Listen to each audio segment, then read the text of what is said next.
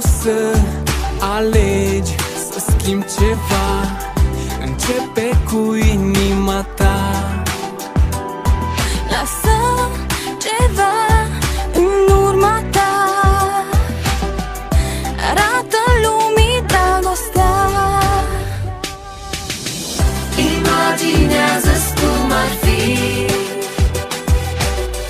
dacă noi ne-am prețuit, dacă unii de alții ne-ar păsa și-am învățat ce-i dragostea. Sunt un visător, dar încrezător, nu trăiesc întâmplător.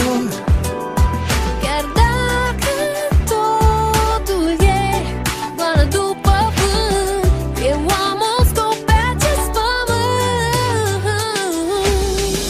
Imaginează-ți cum ar fi dacă noi ne-am prețuit,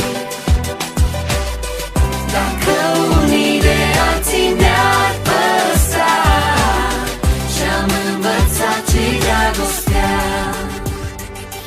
Un zâmbet poate însemna inima mâhnită, o vorbă bună vindecă o inimă rănită.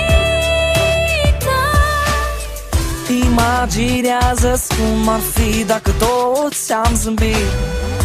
Imaginează-ți cum ar fi dacă toți am privit dincolo de aparențe și de vorbe fără sens.